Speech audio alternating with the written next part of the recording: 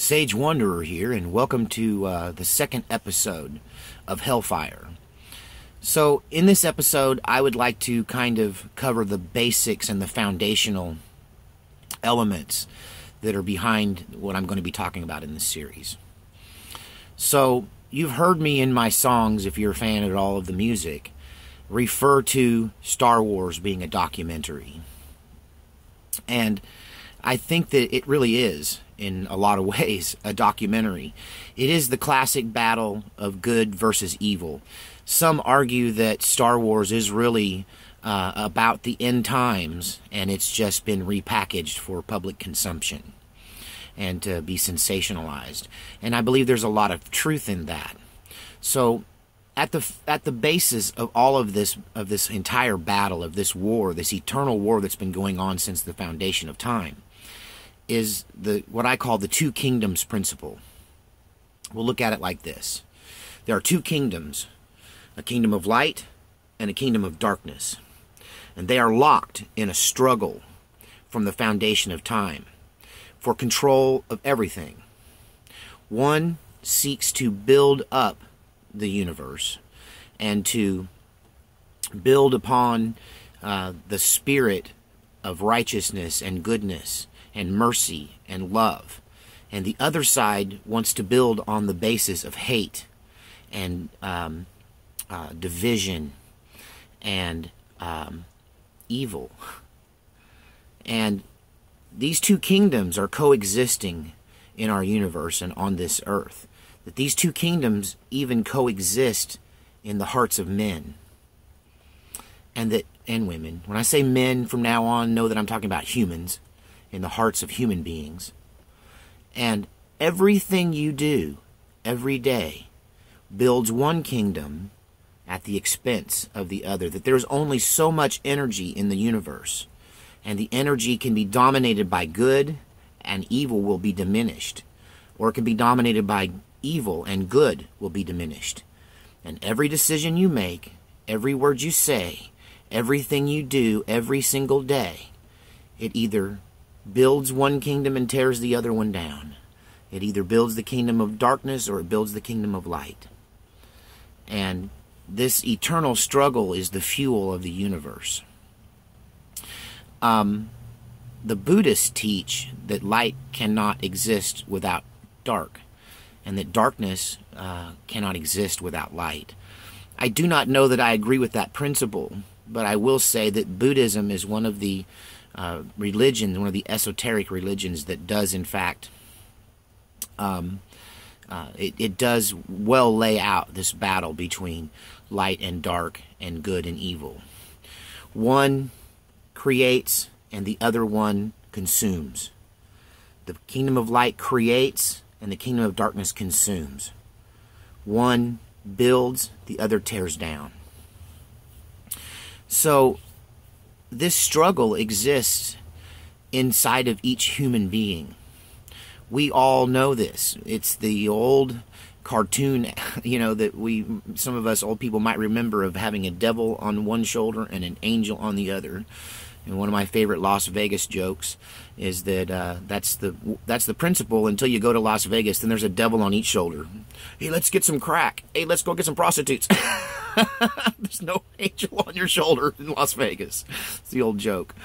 But it represents the battle between good and evil. The Buddhists call it yin and yang. The positive force and the negative force. That the earth itself is a giant magnet with a positive charge and a negative charge.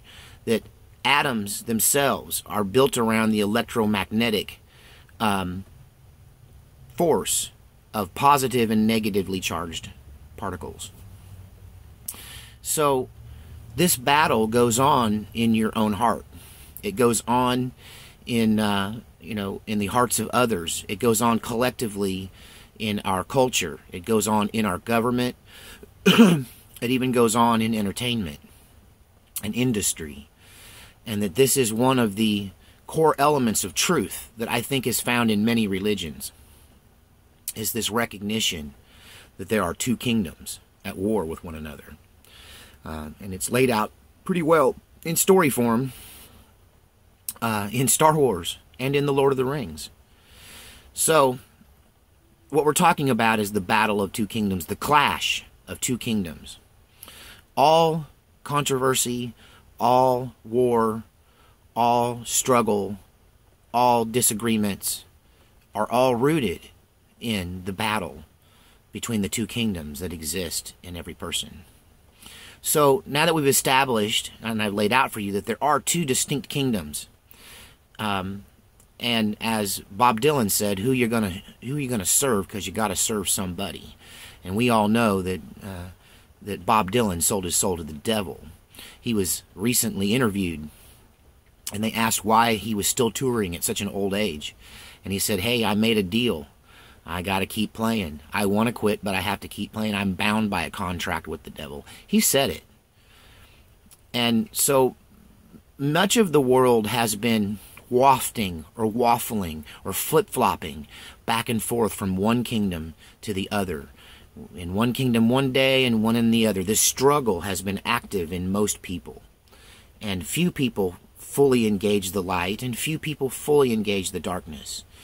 But what we are seeing happening now is all of this coming to a head. The great battle of Armageddon, the great battle between good and evil, the final defining and the lines being drawn in the sand. And the combat now will become physical in this world we live in, and stop being theoretical but be literal in a way that none of us in this generation have ever seen or thought was possible. Now, what you need to know about the kingdom of darkness is that they are better organized. I'm sorry, I'm just going to tell you the truth. They are better organized than the kingdom of light. The kingdom of light is scattered. I'm not here to push the Catholic faith, and I don't consider myself a Catholic, and I will say right up front, I think the Pope is corrupted, and that the Catholic Church at its highest level is corrupted. Now, do I think the little saintly lady who goes in and burns a candle and prays for her family is corrupted? No. No, she's just in that religion. It's the bus she's on. But it doesn't define her any more than, than the failings of Jim Bakker and Jimmy Swaggart and all of these other high-level, preachers that have turned out to be less than they appear, less holy than you thought. They don't define your faith. It didn't affect your faith. It didn't diminish your faith. But the thing about Catholicism is that once upon a time, at the very beginnings of the Christian faith, and the problem with most evangelical preachers is they're taught not to look at the Christian church from until Martin Luther, put his thesis on the wall, or on the door rather, at the church. When he hammered that thesis on the door, those indictments he put on the door against the Catholic Church, that's when the church began, and it's just not true. You have to go back and study the Catholic Church. In the beginnings of the Christian faith, the church, the powers of light in the world were well-defined and well-organized, and there was a hierarchy and a structure, like a military structure. The demonic is still organized in that way. The demonic is, in fact, very, very organized. And it is divided along what we call ley lines or geographical barriers. It's not state lines. It's more like regional lines, more like county lines. When we drew up the states and the counties in the United States, some of those lines are arbitrary. That's why you have square states. But some of them use geographical barriers like rivers and mountain ridges to define the areas of that state. That's where you have states that are odd-shaped. So the demonic has divided the world into these small regions or counties, you might call them. And there is a hierarchy of demons. There's a powerful demon that's over a region. He has commanders under him, and then they have foot soldiers under them. This is the reason why the demonic is so effective and so powerful and has done such an incredible, unbelievable job of tearing our world apart. And we find ourselves now in a fractured world that is coming apart at the seams because the demonic has divided it up into sections and systematically tore it down, one soul at a time, but not with randomness, but with a distinct and concerted goal in mind. And the biggest problem we as Christians face is that we have allowed ourselves to be disintegrated. The church is now divided and fragmented in such a way as that it is completely impossible for it to actually succeed. And that there must now be some kind of cohesive agreement between people of all faith who are on the side of good, who are on the side of the light. It is time for us now. If we don't do it now, we've lost. It's time for us now to gather ourselves together into some kind of cohesive unit. We must agree to disagree about things of a theological nature and embrace the larger message here, which is a battle between light and dark. Just like in Star Wars, you saw creatures from every type and from every place and from every kind of creature, every kind of alien, but they were all working together in a concerted way to destroy the enemy. That they were going to be under the oppression of the imperial empire, the evil empire, until they were able to start to work together. That no man is an island, and your church cannot survive what is coming on its own. It doesn't mean you have to join a denomination. It doesn't mean your church has. It just means we have all got to agree to disagree, put our differences aside, focus on the central enemy, and get organized. If we do not organize spiritually in this battle, we are going to continue to lose until there is nothing left to fight for. Do you understand that the enemy wants to destroy everything? It's a cult of destruction. And this is the political force you're seeing from the left. Antifa says they want to tear it all down. They want to burn it to the ground and start over. And they are not just a bunch of LARPers from the basement. They are mouths speaking from a greater brain that is sending this message out into the universe, that is pushing this demonic message of destruction. The Bible teaches us that the devil comes to kill, steal, and destroy. If we do not put together a concerted, collective effort to combat this, if we continue to fight amongst ourselves as the army of the power of light, if we continue to divide ourselves and allow ourselves to be divided, we will lose, and the demonic will take control of our earth. And this battle has been going on for a long time. You know, the end game, the book of Revelations, the beast system, it could have come about at any point in history. It could have come about any time. It is only the church and the powers of light that keep this evil plan, this plot from coming to fruition. And we can push it back another 100 years. We do not have to accept that this is the end. And this is the problem that I have with many people and their eschatology, is that they just want to sit back, stop fighting, and let the devil take control. Let the devil take the wheel. I mean, that's what you're singing when you talk this way. I believe the book of Revelations is the devil's plan. Ultimately, we can keep this staved off. We can have an alternate ending. It is not set in stone that it go down like this. This is the thing about prophecy. Prophecy is a warning. Why tell us if it's just going to end the same and there's nothing we can do about it? Prophecy is a warning. It is a call to arms. Prophetic words of destruction require Christians to pray against the destruction. You can't give up the fight. Remember the two kingdoms. Are you building the kingdom of light, or are you laying down and letting Satan take control of this earth? Are you abdicating your authority as a Christian because you think it's God's will? I'm going to get a lot of flack from this, and it's okay. But I believe that if we lose, we should go out fighting on our feet. That we should go out in the spiritual war. We should go out. I mean, this idea of weaponry being used as an imagery in Christianity, the sword of the Spirit. You know? It's a sword. We're in a war. We're in a battle. And you don't give up just because you're outnumbered. You don't give up just because you've seen that it could go down a certain way. You know, that's the devil brainwashing you into giving up and making it easier for him. that if he wins this and Jesus Christ has to invade the earth and take physical control of it, it's because we, his hands, his feet, his body of Christ, have failed to stop the onslaught. We've given up.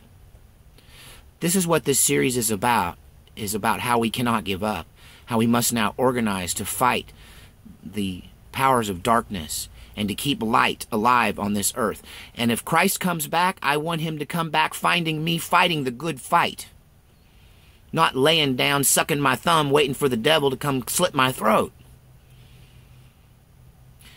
You know, when a force is cornered and they are what they call, it's the word I'm looking for, pinned down by enemy forces, and reinforcements come. Do you want those reinforcements to come finding you already unloading your weapons and putting your hands up and waving the white flag of surrender? Or do you want those reinforcements, that force that's rescuing you, to come in and find you in the fight, find you working towards the goal that they also have in mind, working towards fighting the good fight? Do not give up, my brothers and sisters. We are fighting, but we have to work together. We have been divided, and now it is time for us to become one mind and one spirit under the leadership of Christ the King. Do not give up. Do not grow weary of doing good works. You must let the light shine through you. It is now time for everyone to put their light on a hill, not under a bushel.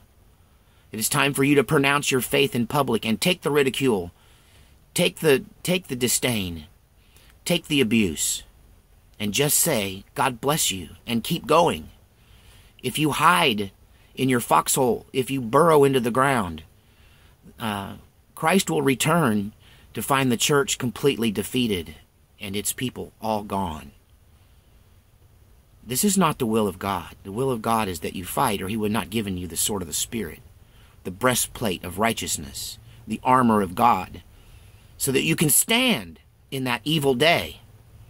It didn't say so that you could lay down and be martyred. It was so that you could stand in that evil day. You've got to fight for your loved ones. You've got to fight for your family. You've got to fight.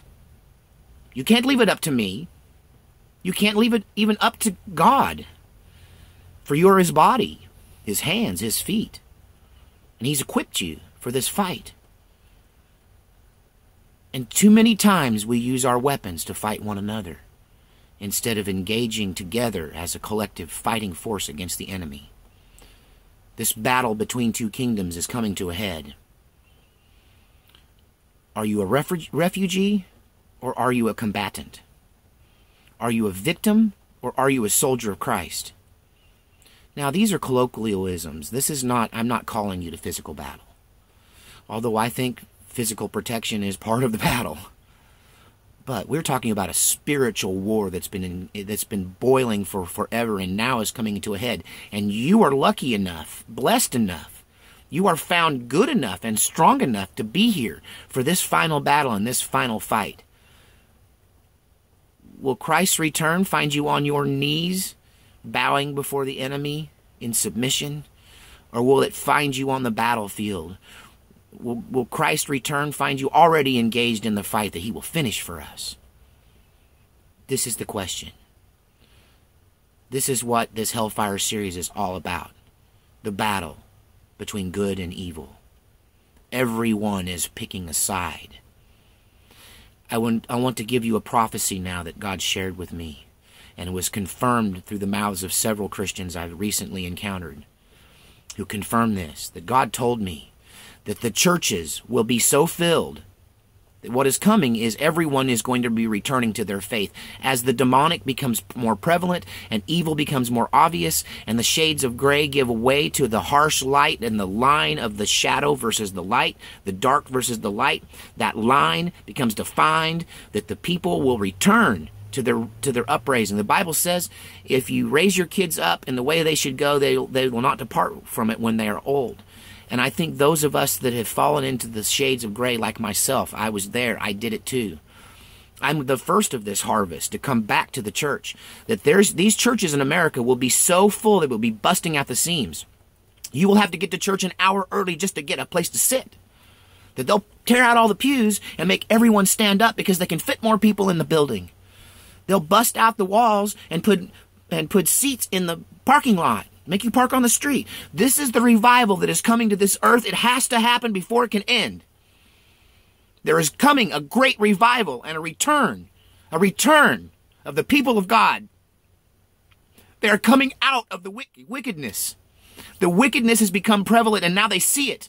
They see their deception, and they are coming out. This is a prophecy. I will not die before this happens. I will see this.